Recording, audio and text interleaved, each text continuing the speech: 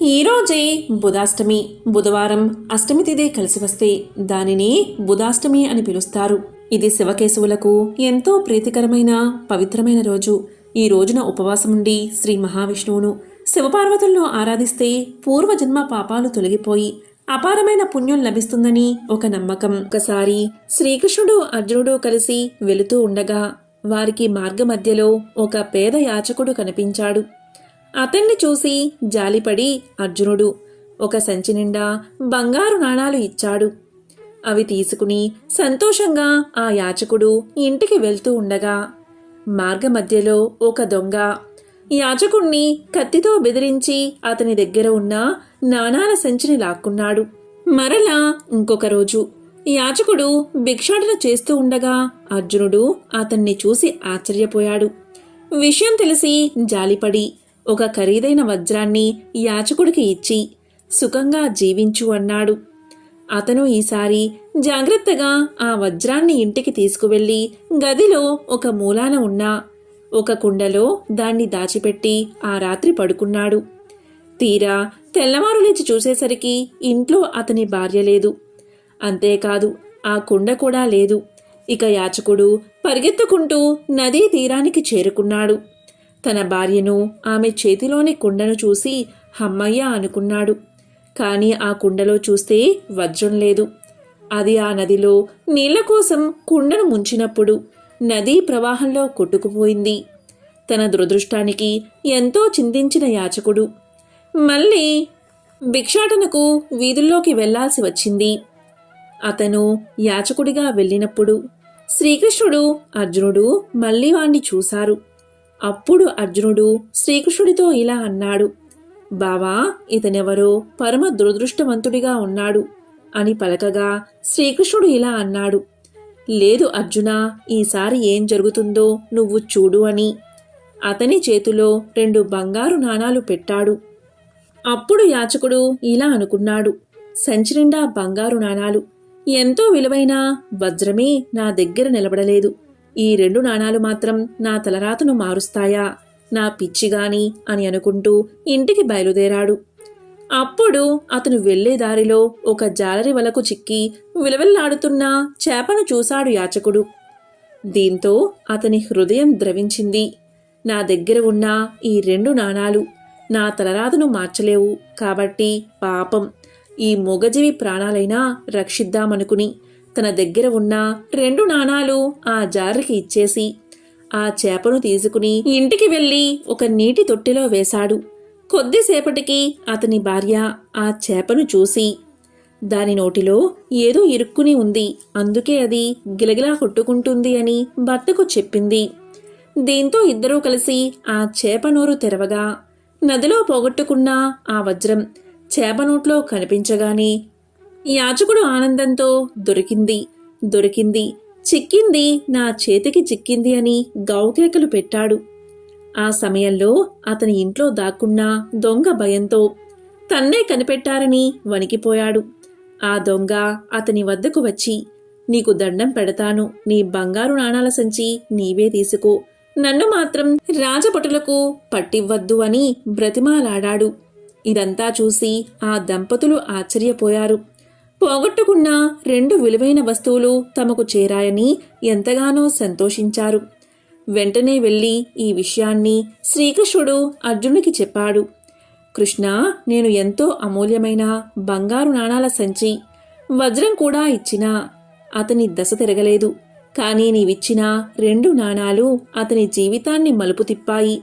ఇది ఎలా సాధ్యం అని ప్రశ్నించాడు అర్జునుడు.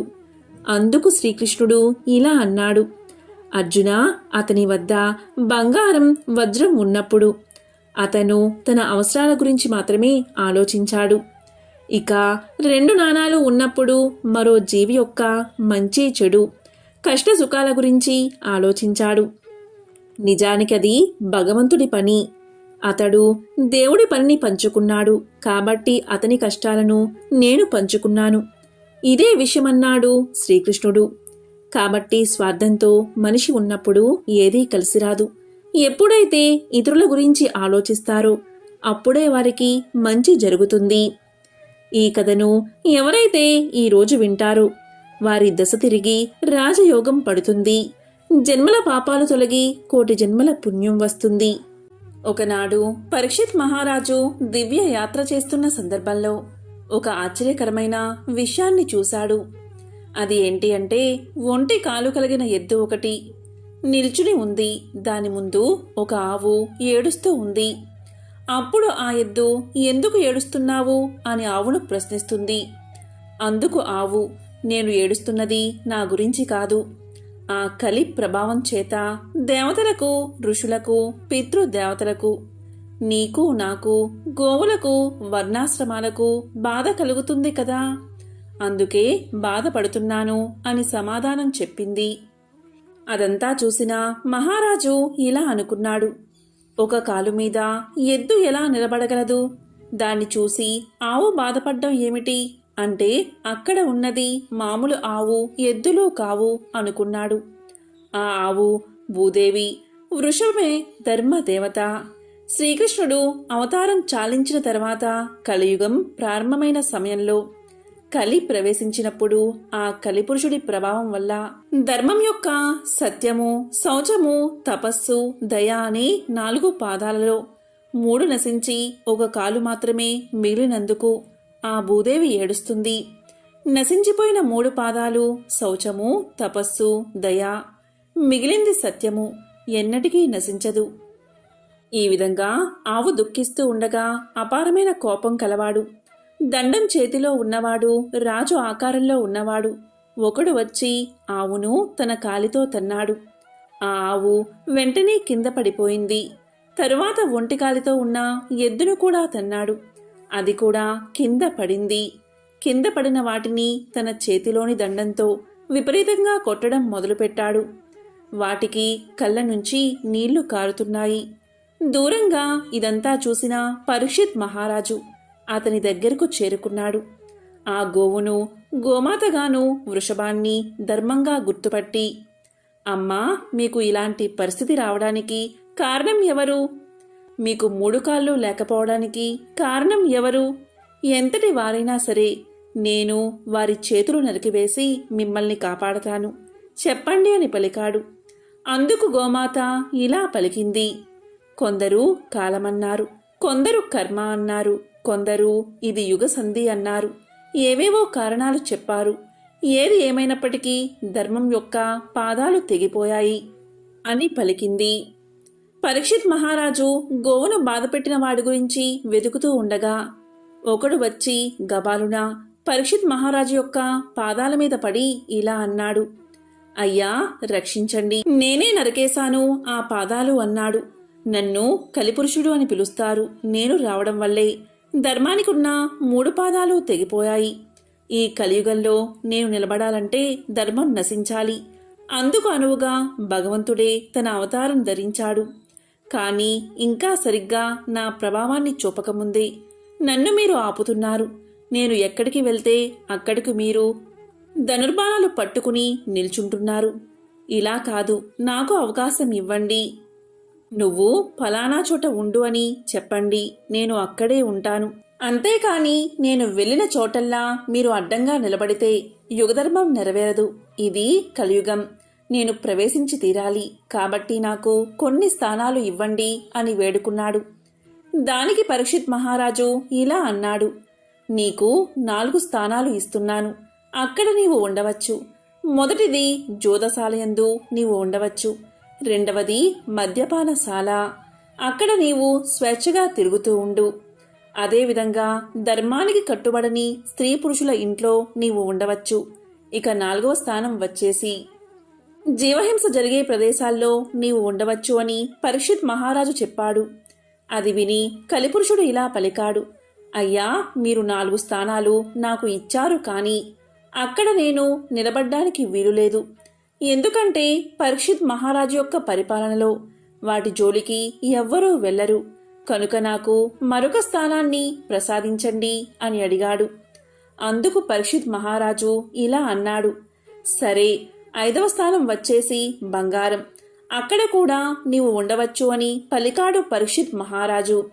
అది విని కలిపురుషుడు ఇలా అన్నాడు, చాలు మహానుభావా, చాలు మహాప్రభు, చాలు. అని నమస్కారం చేసి అక్కడి నుంచి వెళ్ళిపోయాడు. ఆ ఒక్క మాట వల్లే పరీక్షిత్ మహారాజు అంతమైపోయాడు. ఎందుకంటే మహారాజు ఒంటి నిండా బంగారమే. దీంతో కలి పరీక్షిత్ మహారాజులోకి ప్రవేశించాడు. ఆ విధంగా కలి ప్రభావం వల్ల పరీక్షిత్ మహారాజు ఏమయ్యాడో ఇప్పుడు చూద్దాం. పరీక్షిత్ మహారాజు ధర్మం, అర్థం, కామం అనే పురుషోత్తాలు అతిక్రమించకుండా, ప్రజలకి ఏ కష్టమూ కలగకుండా భూమి మీద ఉన్న ప్రజలందరినీ కాపాడుతూ 60 సంవత్సరాలు రాజ్య పాలన చేశాడు. ఒకరోజు ఆ మహారాజు అడవికి వెళ్ళి పెద్ద పెద్ద జంతువుల్ని వేటాడుతున్నాడు. తన బాణంతో దెబ్బతిని పారిపోతున్న లేడిని తరుముకుంటూ చాలా దూరం వెళ్ళిపోయాడు. ఇదంతా కలి ప్రభావం వల్ల జరుగుతుంది. అలా లేడిని వెంటాడుతూ ఒకచోట తపస్సు చేసుకుంటున్న సమీక మహర్షి దగ్గరకు వెళ్ళి ఇలా పలికాడు. ఓ మహర్షి, బాణం దెబ్బతిన్న లేడి ఇటువైపుగా వచ్చిందా అని అడిగాడు. తపస్సులో ఉన్న మహర్షికి అది వినిపించలేదు. అతని ప్రశ్నకి మహర్షి సమాధానం చెప్పలేదు. దీంతో పరీక్షిత్ మహారాజుకి మహర్షి మీద కోపం వచ్చి దగ్గరలో చచ్చి పడి ఉన్న ఒక పాముని తన బాణంతో తీసి సమీకుడి మెడలో వేసి వెళ్ళిపోయాడు. సమీక మహర్షి కుమారుడు శృంగి తన స్నేహితుడి ద్వారా విషయం తెలుసుకుని, నా తండ్రి మెడలో చచ్చిన పామును వేసిన పరీక్షిత్ అనే పేరుగల మహారాజు నేటి నుంచి 7 రోజుల్లో తక్షకుడు అనే పాము విషం వల్ల మరణించుగాక అని శపించాడు. ఇక జరిగిన విషయాన్ని సమీక మహర్షి తెలుసుకుని శృంగిని పిలిచి శాపాన్ని వెనక్కి తీసుకోమన్నాడు. శృంగి శాపాన్ని తిరిగి వెనక్కి తీసుకోవడం తనకు చేతకాదు అన్నాడు. ఇక సమీక మహర్షి గౌర్ముఖుడు అనే పేరుగల శిష్యుణ్ణి పిలిచి పరీక్షిత్ మహారాజు దగ్గరకు వెళ్లి అతనికి శృంగి శాపం గురించి చెప్పి తగిన జాగ్రత్తలు తీసుకోమని చెప్పమన్నాడు. ఇక శిష్యుడు కూడా రాజు దగ్గరకు వెళ్లి గురువుగారు చెప్పమన్నట్లు చెప్పాడు.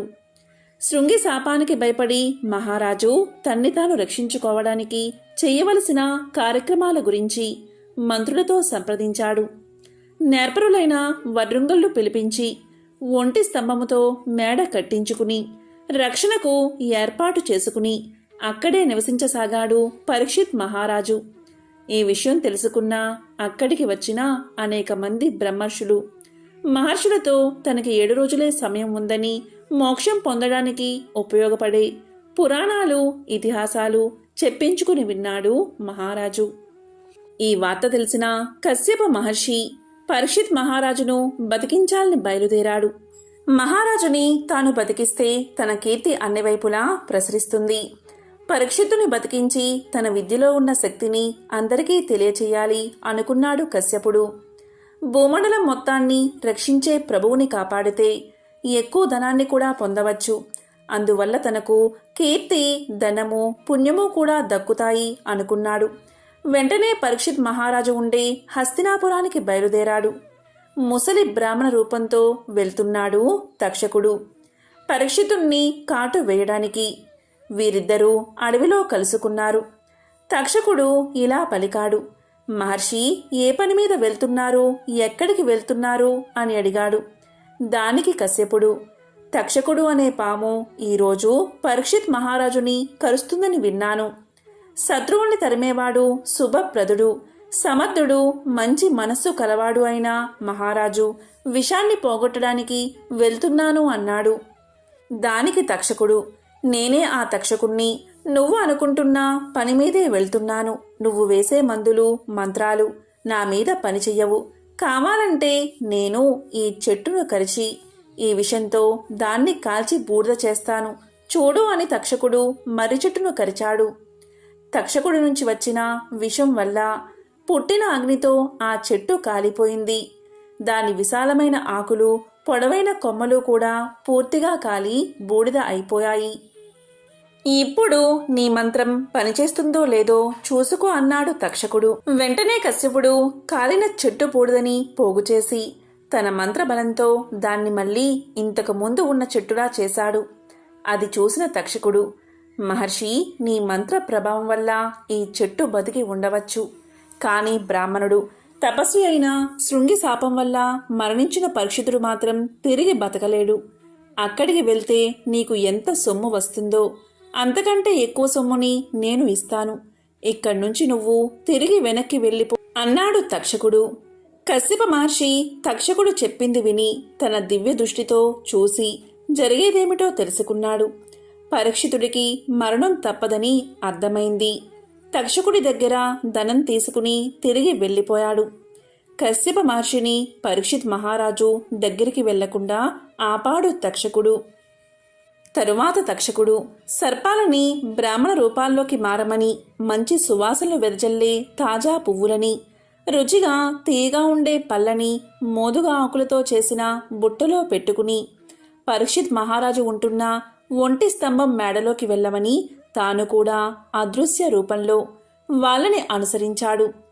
ఇక వేదాలు చదువుతూ లోపలికి వచ్చిన బ్రాహ్మణ యువకులు తెచ్చిన పళ్ళు పువ్వులు తీసుకున్నాడు మహారాజు. తనకు ఇరువైపులా కూర్చున్న అందరితో ఇలా అన్నాడు. శృంగి మహర్షి శాపమిచ్చి 7 రోజులు గడిచిపోతున్నాయి. సూర్యుడు అస్తమిస్తున్నాడు అని చెబుతూ తన దగ్గర ఉన్న పళ్ళ బుట్టల్ని చూపించి వీటిని అందరికీ పంపండి అని చెప్పాడు. అందరికీ పంచడం అయిపోయాక తాను కూడా ఒక పండును తీసుకున్నాడు. అందులో ముందుగా నల్లగా కనబడి అంతలోనే ఎర్రని రంగులో పాముగా మారి అగ్నిజ్వాలల్లా విషాన్ని చిమ్ముతూ తక్షకుడు బయటకు వచ్చి పరీక్షిత్ మహారాజును కరిచి వెళ్ళిపోయాడు. తక్షకుడి కాటు వల్లే జనమేజయ మహారాజు యొక్క తండ్రి అయిన పరీక్షిత్ మహారాజు మరణించాడు. కాబట్టి బంగారంతో పాటు ఈ 5 స్థానాలలో కలి ప్రభావం ఉంటుంది. ఈ 5 స్థానాల్లో ఎక్కువగా మనం మోహం పెంచుకుంటే మనం నైతికంగా పతనం అవుతాం. గ్రహాలలో బుధవారం బుధుణ్ణి పూజిస్తాం. మరి ఇంతటి విశేషమైన రోజు బుధుడికి సంబంధించిన ఈ కథలను విన్నా, చదివినా, చెప్పినా, వినిపించినా జన్మల పాపాలు తొలగిపోతాయి. ప్రతి పనిలోనూ మీదే విజయం కలుగుతుంది. మరి ఆ కథ ఏంటో ఇప్పుడు ఈ వీడియోలో తెలుసుకుందాం. అత్రి మహర్షి బ్రహ్మ మానసపుత్రుడు. అత్రి మహర్షికి అనసూయ యందు బ్రహ్మ శివ కేశవాంశలతో చంద్రుడు, దుర్వాసుడు, దత్తాత్రేయుడు అనే 3 కుమారులు జన్మించారు. చంద్రుడు బ్రహ్మాంశతో జన్మించాడు. చిన్నతనంలోనే చంద్రుడు దీక్షతో బ్రహ్మ గురించి తపస్సు చేశాడు. ఆ తపస్సుకు మెచ్చిన బ్రహ్మ చంద్రుణ్ణి లతలకు, వృక్షాలకు, ఔషధాలకు, నక్షత్రాలకు అధిపతిని చేశాడు.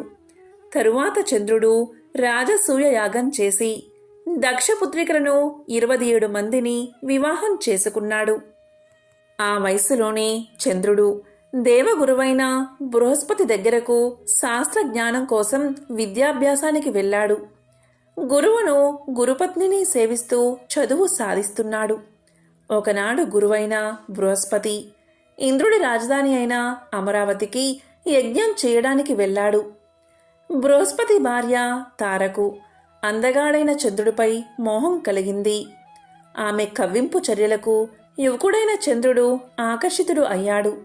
గురుపత్ని అని కూడా మరచిపోయి తార విలాసాలకు లొంగిపోయి ఆమెను ప్రియురాలుగా చేసుకున్నాడు. బృహస్పతికి భయపడి ఆమెను లేవదీసుకుని దూరంగా పారిపోయాడు.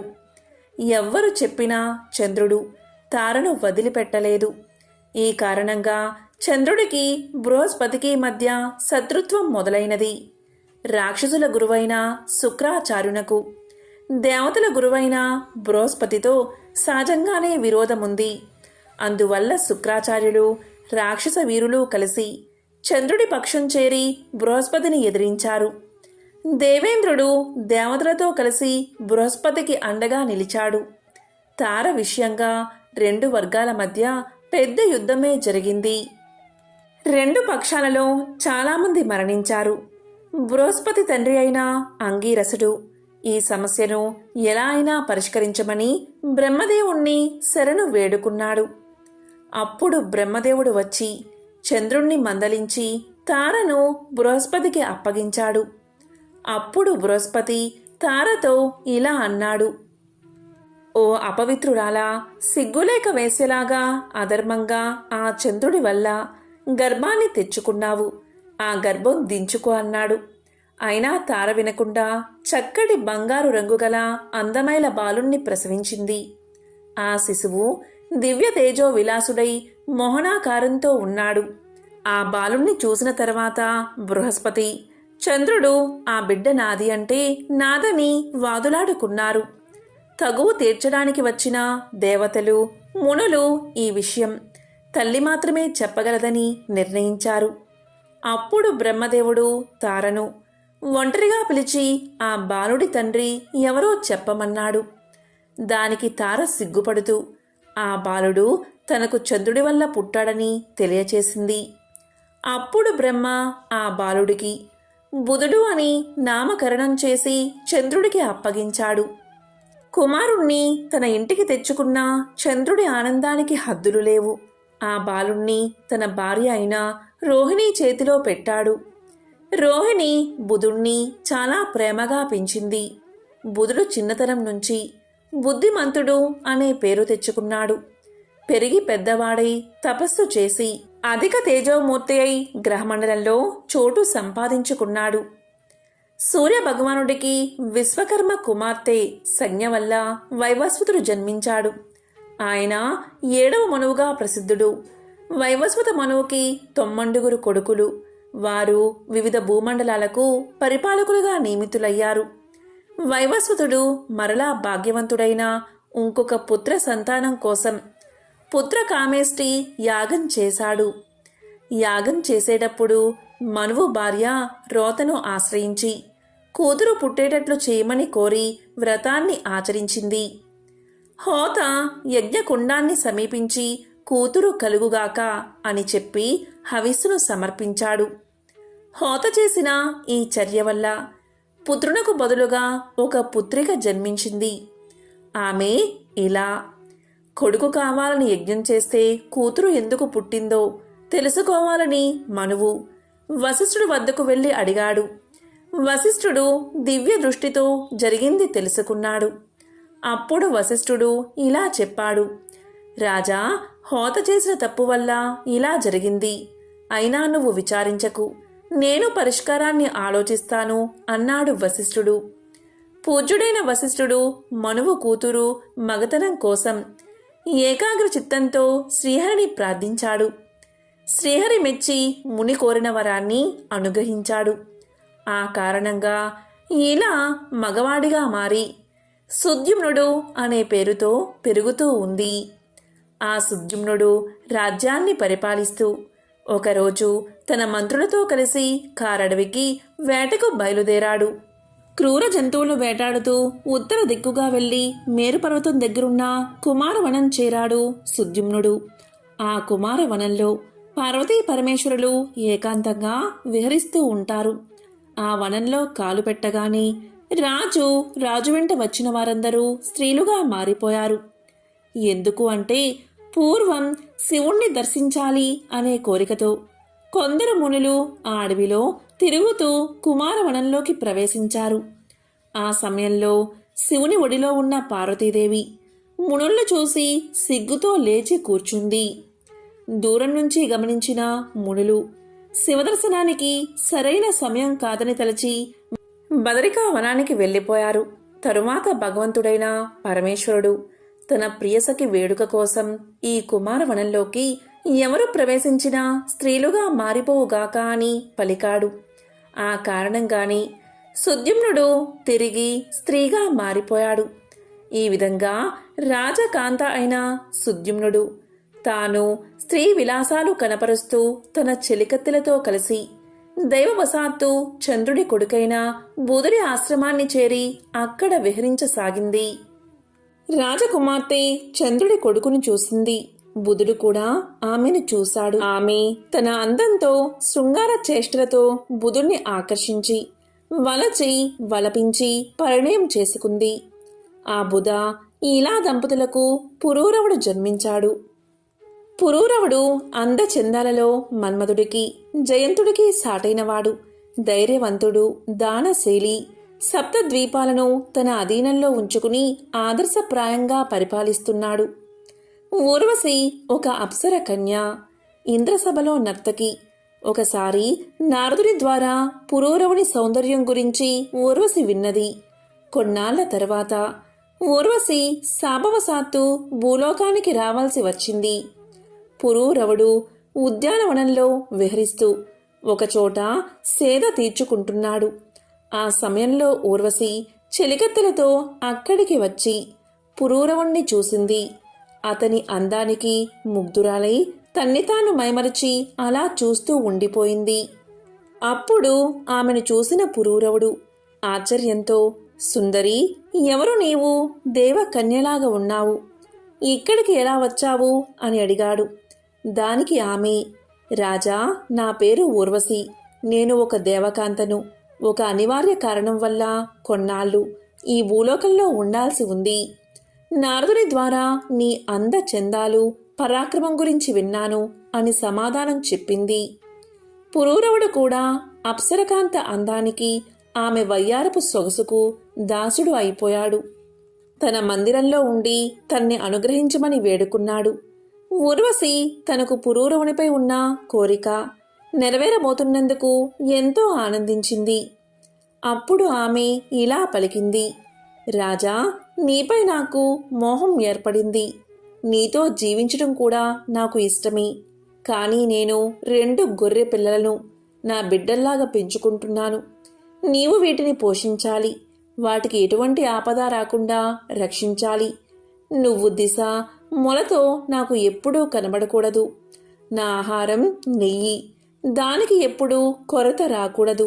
వీటిలో ఏది జరగకపోయినా అదే క్షణం నిన్ను విడిచి వెళ్ళిపోతాను అంది ఊర్వశి.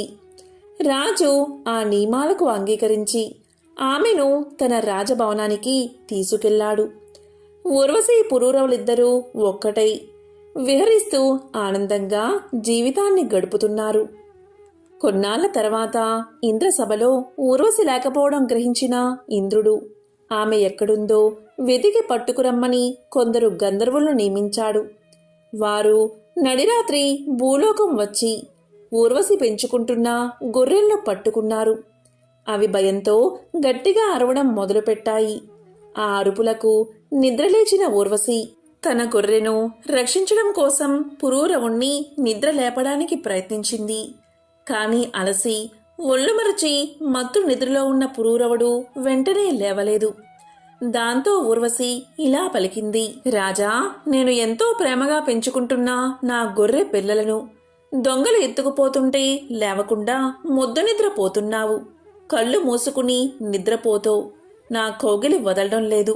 నీతో స్నేహం చేసి నేను అనాథను అయ్యాను అంటూ నోటికి వచ్చినట్లు తిట్టసాగింది.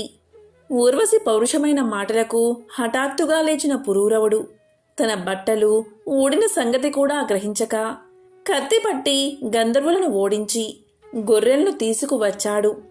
అప్పుడు ఊర్వశి దిశములతో ఉన్న పురూరవుణ్ణి చూసి ఇలా పలికింది, రాజా, నువ్వు నా నిబంధనలు పాటించకుండా దిశములతో కనబడ్డావు. తక్షణం నిన్ను వదిలి వెళ్తున్నాను అని చెప్పి స్వర్గానికి తిరిగి వెళ్ళిపోయింది. ఊర్వశి కనిపించకపోవడంతో పురూరవుడు రాజ్యపాలన వదిలిపెట్టి పిచ్చివాడిలాగా తిరగడం మొదలుపెట్టాడు. తిరుగుతూ చివరకు కురుక్షేత్రాన్ని చేరుకున్నాడు. అక్కడ చెలికత్తెలతో కలిసి సరస్వతీ నదీ తీరంలో చెలికత్తెలతో కలిసి ఉన్న ఊర్వశిని చూశాడు. వెంటనే ఆమెను గట్టిగా కౌగలించుకుని, నన్ను మరచి ఎక్కడికి వెళ్ళిపోయావు అంటూ విలపించసాగాడు. అతని దుస్థితి చూసి జాలిపడిన ఊర్వశి ఆ రాత్రి పురూరవుడితో గడిపింది. మరునాడు ఉదయం నిద్ర లేచాక రాజుతో ఇలా పలికింది, నీ అనురాగ ఫలితంగా నేను గర్భవతిని అయ్యాను. నువ్వు మహారాజువి. రాజ్యపాలన నీ ధర్మం. సంవత్సరం తర్వాత నేను వచ్చి నీ బిడ్డను నీకు తెచ్చి ఇస్తాను. గంధర్వులను ప్రార్థించు, వారు నిన్ను కరుణిస్తారు అని నచ్చ చెప్పి వెళ్ళిపోయింది ఊర్వశి. దీంతో రాజు సంతృప్తిగా రాజధానికి వెళ్ళిపోయాడు. పురూరవుడు గంధర్వులను మనస్ఫూర్తిగా ప్రార్థించాడు. ఇక సంవత్సరం కాగానే ఊర్వశికి ఒక పుత్రుడు జన్మించాడు. గంధర్వులు పురూరవుని వద్దకు వచ్చి తనను ఊర్వశిని విడదీసినందుకు క్షమించమని కోరారు. ప్రతిఫలంగా వారు ఒక అగ్ని కుండకును ఇచ్చి యజ్ఞం చెయ్యమన్నారు. యజ్ఞఫలంగా ఊర్వశితో పాటు తన కుమారుడు లభిస్తారని దీవించారు. పురూరవుడు ఆ విధంగానే చేశాడు. వేదోక్తంగా యజ్ఞం నిర్వర్తించాడు. దాని ఫలితంగా ఊర్వశిని తన కుమారుణ్ణి పొందాడు. ఊర్వశితో అన్ని లోకాల్లో విహరిస్తూ ప్రజారంజకంగా రాజ్యపాలన సాగించాడు. ఊర్వశి ద్వారా ఇంకొక 5 కుమారులను పొందాడు. పురూరుని కుమారులు ఆయువు, ధీమంతుడు, అమానసుడు, విశ్వావసుడు, శతాయువు, చిరాయు ద్వారా చంద్రవంశం వృద్ధి చెందింది. ఇదే బుధుడి పుట్టుక. అలాగే బుధుడి వంశానికి అంటే చంద్రవంశానికి సంబంధించిన విశేషమైన కథ. కలియుగం ఎలా ఉంటుందో తెలిపే ఈ పవిత్ర కథను వింటే చాలు జన్మల పాపాలు తొలగి కోటి జన్మల పుణ్యం వస్తుంది. పట్టిందల్లా బంగారమే అవుతుంది. పాండవులు రాజ్యాన్ని పరిపాలిస్తున్న సమయం. రాబోయే కలియుగం ఎలా ఉండబోతుందో, ఆ కలియుగంలో మానవులు ఎలా ప్రవర్తిస్తారో అనే విషయం తెలుసుకోవాలని కోరిక పాండవులకు కలిగింది. అప్పుడు పాండవులంతా కలిసి శ్రీకృష్ణుడి దగ్గరకు వెళ్లి వారి మనసులో ఉన్న కోరికను తెలియచేశారు. అప్పుడు శ్రీకృష్ణుడు పాండవులతో ఇలా అన్నాడు: నేను 5 బాణాలను అడవిలోకి వేస్తున్నాను. మీరందరూ అడవిలో ఒక్కొక్కరు ఒక్కో వైపు వెళ్లి 5 బాణాలు వెతికి తీసుకురండి. మీకు బాణం దగ్గర ఏదైనా కనబడితే వచ్చిన తర్వాత నాతో చెప్పండి. అప్పుడు నేను మీరు అడిగిన దానికి సమాధానం చెప్తాను అన్నాడు. అప్పుడు పాండవులంతా కూడా శ్రీకృష్ణుడికి నమస్కారం చేసి బాణాలు వెతుకుతూ అడవిలోకి బయలుదేరారు. ఆ 5 ఒక్కొక్కరు ఒక్కో దిశగా వెళ్లారు. మొదటగా ధర్మరాజుకు బాణం దొరుకుతుంది. ఆ బాణం దగ్గర ఒక ఆశ్చర్యకరమైన సంఘటన అతను చూస్తాడు. అతనికి ఒక ఏనుగు కనబడుతుంది. దానికి విచిత్రంగా 2 తొండాలు ఉంటాయి. దాన్ని చూసిన ధర్మరాజు ఎంతో ఆశ్చర్యపోతాడు. బాణం తీసుకుని తిరిగి కృష్ణుడి దగ్గరకు బయలుదేరతాడు. అర్జునుడికి కూడా బాణం దొరికింది. కాని ఇంతలోనే ఒక మధురగానం వినిపించి అటు తిరిగాడు అర్జునుడు. అప్పుడు అతనికి కూడా ఒక ఆశ్చర్యకరమైన మధుర సంఘటన కనిపించింది. ఒక కోయిల మధురంగా పాడుతూ ఉంది. దాని రెక్కలపై వేదం అని రాసి ఉంది. ఆ కోయిల బతికి ఉన్న ఒక కుందేలును పొడుచుకుని తింటుంది. అది చూసి అర్జునుడు నివ్వెరపోయాడు. బాణం తీసుకుని తిరిగి కృష్ణుడి దగ్గరకు బయలుదేరాడు. ఇక భీముడికి కూడా బాణం దొరికిన చోట ఒక ఆశ్చర్యకరమైన సంఘటన కనబడింది. అది ఏంటి అంటే నిండుగా నీళ్లు ఉన్న 7 బావులు కనిపించాయి. ఆ బావుల మధ్య ఒక ఎండిపోయిన బావి కూడా కనిపించింది. నిండుగా నీళ్లు ఉన్న 7 బావుల మధ్యలో ఉన్న ఆ బావిలో నీళ్ళెందుకు లేవు, ఎందుకు పడలేదు అని ఆశ్చర్యపోయాడు భీముడు. వెంటనే బాణం తీసుకుని తిరిగి శ్రీకృష్ణుడి దగ్గరకు బయలుదేరాడు. మరోవైపున నకులుడికి కూడా బాణం దొరికిన చోట ఒక వింత సంఘటన కనబడింది. అది ఏంటి అంటే ఒక ఆవు అప్పుడే పుట్టిన తన లేగదూడను గాయాలు అయ్యేలాగా విపరీతంగా నాకుతుంది. చుట్టూ ఉన్న జనం అతి కష్టం మీద ఆవు దూడలను విడదీశారు. అది చూసి నకులుడికి ఆశ్చర్యం వేసింది. నకులుడు కూడా బాణాన్ని తీసుకుని శ్రీకృష్ణుడి దగ్గరకు బయలుదేరాడు. ఇక సహదేవునికి బాణం దొరికిన చోట ఒక సంఘటన కనిపించింది. అదేంటి అంటే ఒక పర్వతం పైనుంచి ఒక పెద్ద బండరాయి దొర్లుతూ వస్తూ దారిలో ఉన్న చెట్లు అన్నిటినీ పడేస్తుంది. పెద్ద పెద్ద వృక్షాలు కూడా దాన్ని వేగాన్ని ఆపలేకపోయాయి. కాని ఆ రాయి దొర్లుతూ వచ్చి ఒక చిన్న మొక్క దగ్గర ఆగిపోయింది. అది చూసిన సహదేవుడికి ఏమీ అర్థం కాలేదు. బాణాన్ని తీసుకుని కృష్ణుడి దగ్గరకు బయలుదేరాడు. తరువాత పాండవులందరూ ఒక దగ్గర చేరి తాము చూసిన విషయాలను శ్రీకృష్ణుడికి చెప్తామని అతని దగ్గరకు బయలుదేరారు. పాండవులందరూ కలిసి శ్రీకృష్ణుడి దగ్గరకు చేరి అతనికి నమస్కారం చేశారు. అప్పుడు కృష్ణుడు పాండవులతో మీరు చూసిన విషయాలు ఏంటో చెప్పండి అన్నాడు. అప్పుడు మొదటిగా ధర్మరాజు ఇలా చెప్పాడు: కృష్ణ, నేను బాణం దగ్గర మొట్టమొదటిసారిగా 2 తొండాలు కలిగిన ఏనుగుని చూశాను. దాన్ని చూసిన వెంటనే నాకు చాలా ఆశ్చర్యం కలిగింది. ఎందుకు ఏనుగుకు 2 తొండాలు ఉన్నాయి అని అడిగాడు. ఇలాంటి వింతను నేను ఎప్పుడూ చూడలేదు కృష్ణ, దాని గురించి వివరించి చెప్పు అని అడిగాడు. దానికి కృష్ణుడు ధర్మరాజుతో ఇలా చెప్పాడు: ఓ ధర్మరాజా, నీకు కనిపించిన ఈ దృశ్యానికి కలియుగానికి సంబంధం ఉంది. కలియుగంలో మానవులు రెండు ముఖాలు ఉన్నట్లుగా ప్రవర్తిస్తారు. వారు పైకి ఒకటి చెప్తారు, మరొకటి చేస్తారు. వారు బయటకు ఒక విధంగా చెప్పి లోపల మనసులో మాత్రం వేరే విధంగా ఆలోచిస్తారు. కలియుగంలో వీరి రాజ్యమే నడుస్తుంది. మనిషి ఒక్కడే అయినా ఆలోచన మాత్రం రెండు రకాలుగా చేస్తాడు. వీరితో చాలా జాగ్రత్తగా ఉండాలని చెబుతాడు. తరువాత అర్జునుడు ఇలా అడుగుతాడు, శ్రీకృష్ణ, నేను చూసింది ఇంకా ఆశ్చర్యంగా ఉంది. నేను బాణం తీసుకునే ప్రదేశంలో ఒక కోకిల, రెక్క మీద వేదం అని రాసి ఉంది. ఆ కోయిల మధురమైన గానం చేస్తూ జీవించి ఉన్న కుందేలను పొడుచుకుని తింటూ కనిపించింది.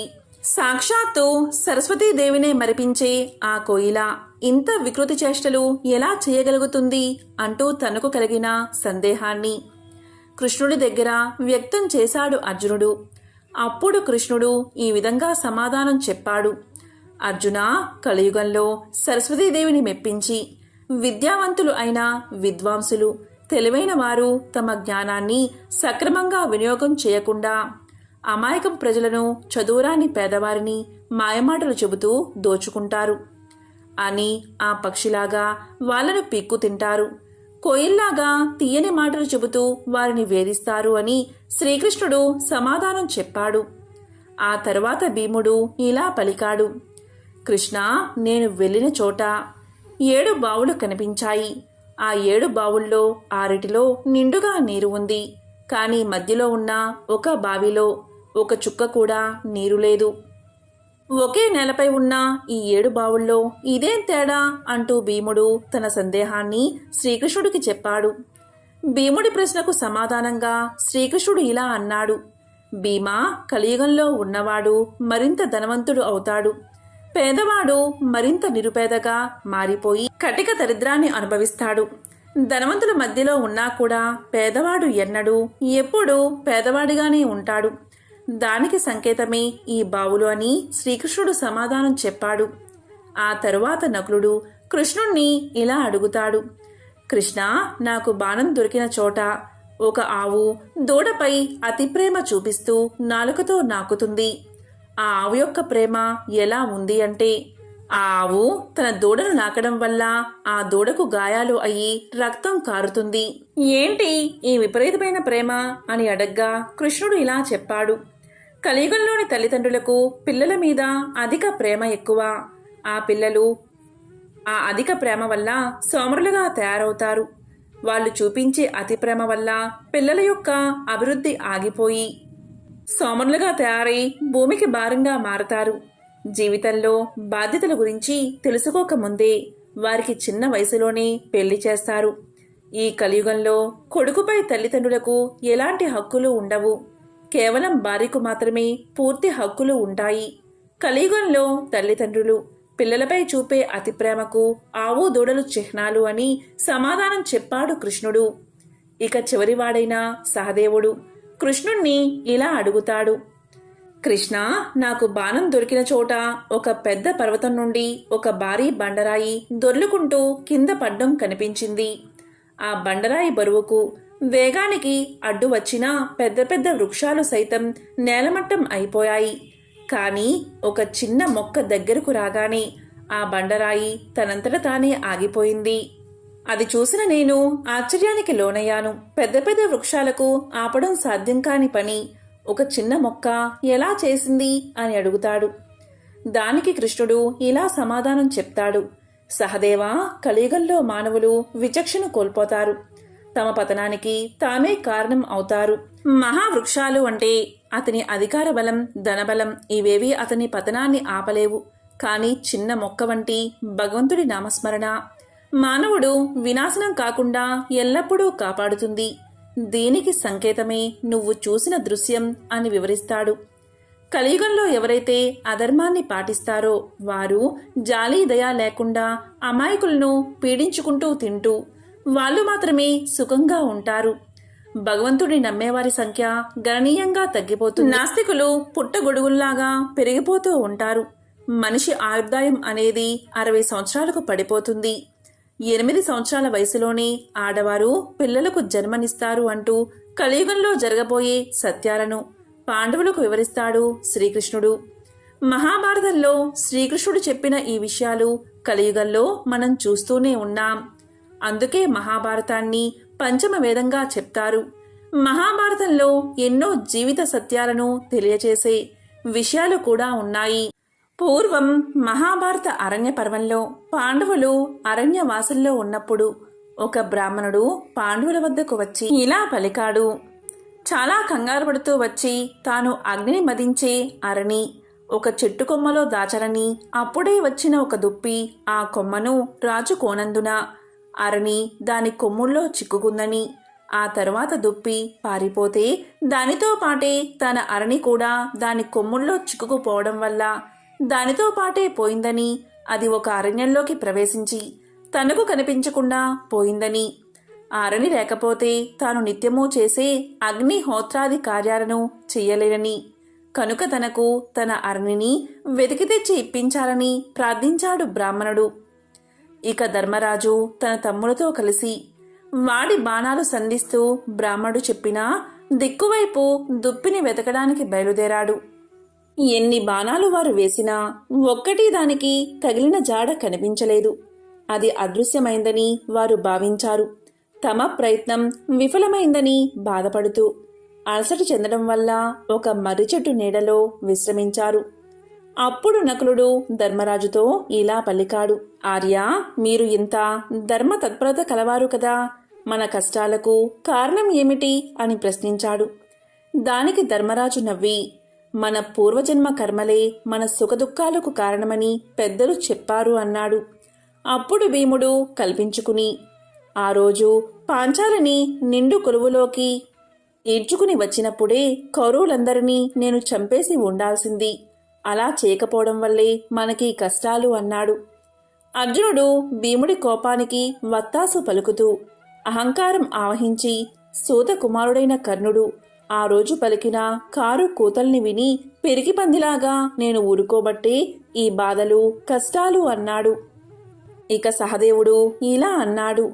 దుష్ట ద్యూతాన్ని మనతో ఆడించిన మాయావి శకుని నేను ఆ రోజే చంపి ఉండకపోవడమే మన కష్టాలకు కారణమన్నాడు. అన్నీ విన్న అజాత శత్రువు పాండవాగ్రేసరుడు ధర్మరాజు నకునితో అన్నదమ్ములైన మనం అందరం బాగా దాహంతో బాధపడుతున్నాం.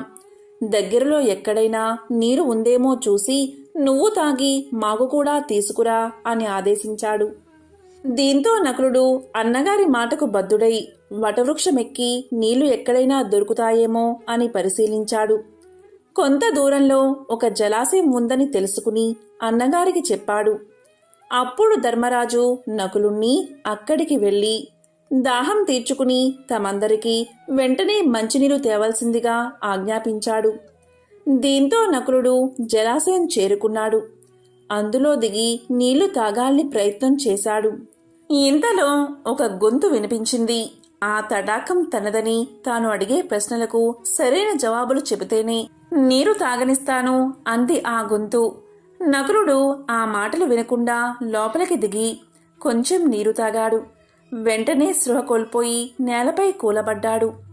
ఎంతసేపటికి నకులుడు రాకపోయేసరికి ధర్మరాజు సహదేవుణ్ణి పంపాడు. అతను వెళ్లి నకులుడి స్థితి గమనించి నీళ్ళలోకి దిగాడు.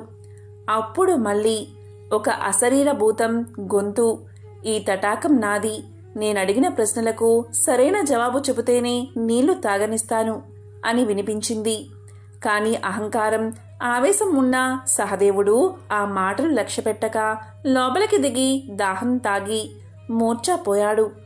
ఆ తరువాత అర్జున భీములు కూడా వచ్చి అలాగే మూర్ఛపోయారు. చివరికి ధర్మరాజే బయలుదేరి వచ్చాడు. ఆ కొలను దగ్గర మూర్ఛపడి ఉన్న సోదరుల్ని చూశాడు. ఇతరులు ఎవ్వరూ వచ్చిన జాడలేదని గ్రహించాడు. ఇది దుర్యోధన మాయ ఏమోని అనుకున్నాడు.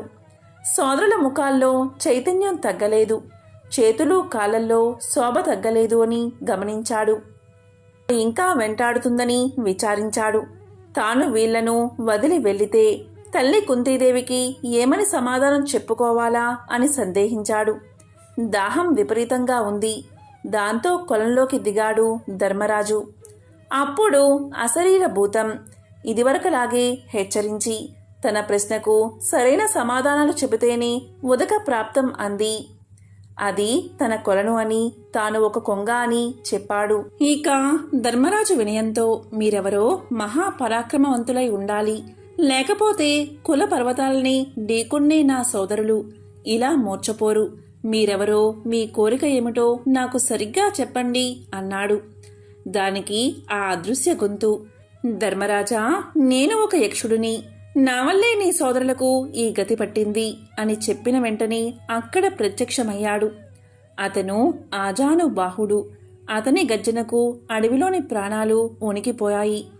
పరమ భయంకరంగా ఉన్నాడు. కాని ప్రశాంత గంభీర స్వరంతో ఇలా అన్నాడు, యుధిష్ఠరా, నా అనుమతి లేకుండా నీ తమ్ముళ్ళు నీరు తాగి ఇలా అయిపోయారు. నువ్వు వివేకవంతుడివి కనుక దుస్సాహసం చెయ్యలేదు. నా అనుమతి కోసం ఎదురు చూస్తున్నావు.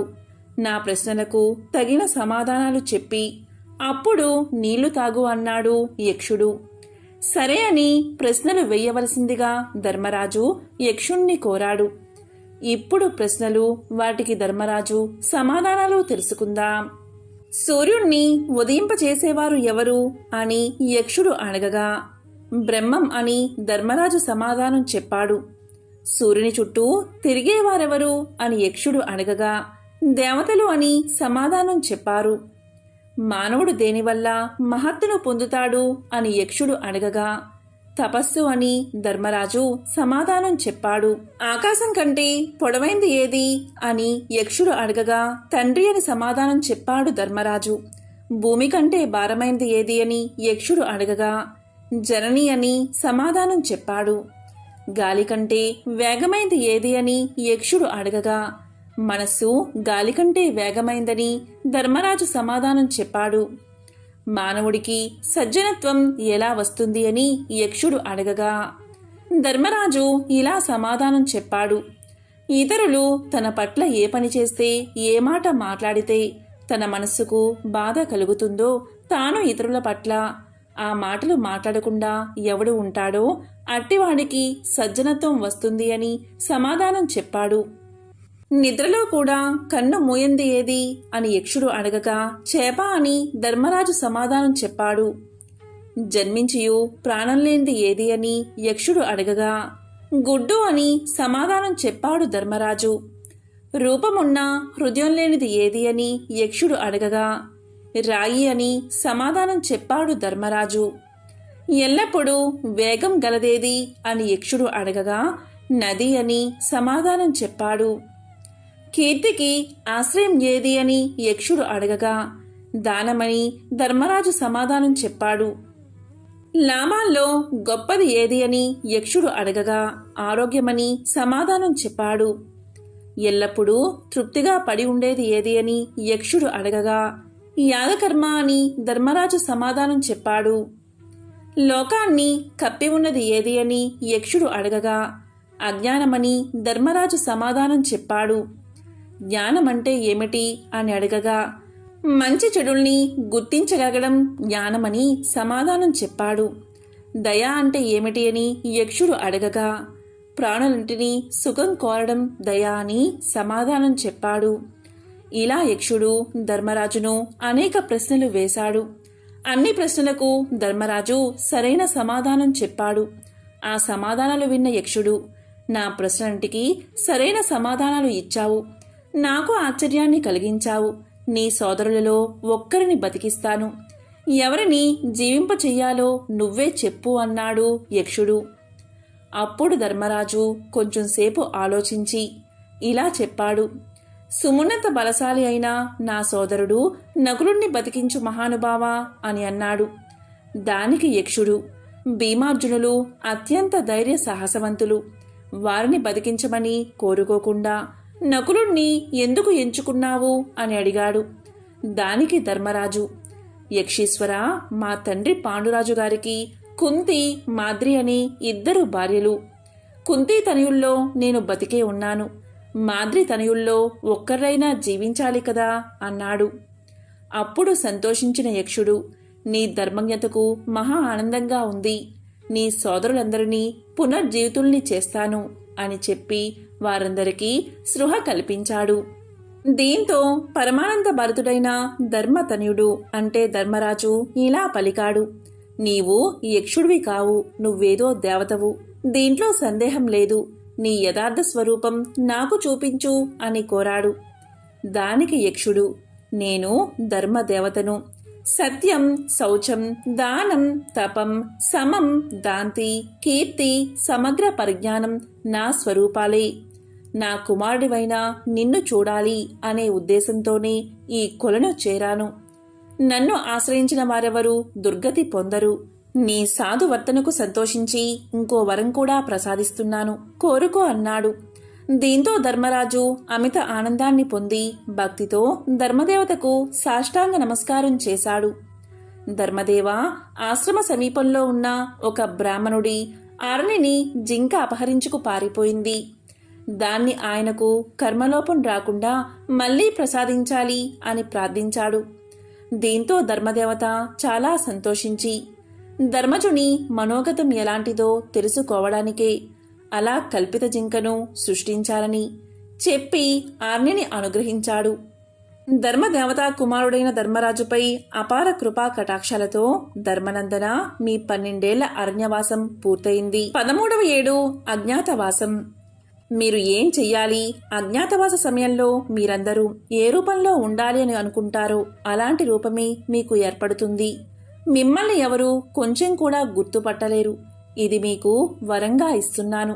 ఇంకేమైనా కోరిక ఉంటే నాకు తెలియచేయండి, నెరవేరుస్తా అన్నాడు. విఘ్నుడైన ధర్మరాజు, నీ దర్శనంతో ధన్యుణ్ణి అయ్యాను. ఇంకేం కోరిక లేదు. నా మనసు క్రోధ, లోభ, మోహాది దుర్గుణాలకు ఎప్పుడూ దూరంగా ఉండి సదా ధర్మాచరణతో విలసిల్లేటట్లు అనుగ్రహించు అని వేడుకున్నాడు.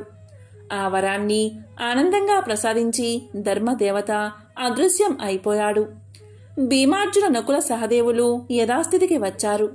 అందరితో కలిసి ధర్మరాజు మళ్లీ ఆశ్రమానికి చేరుకున్నాడు. బ్రాహ్మణుడికి ఆరణిని అందజేసి ఆయన శుభాశిస్సులను పొంది ఆనందంగా సోదరులతో గడిపాడు. బుధవారం రోజు ఎవరైతే ఈ కథను వింటారో లేక చెప్తారో అటువంటి వారి సమస్త దోషాలు తొలగిపోతాయి. జన్మల పాపాలు తొలగి కోటి జన్మల పుణ్యం కలుగుతుంది. సకల శుభాలు కలుగుతాయి.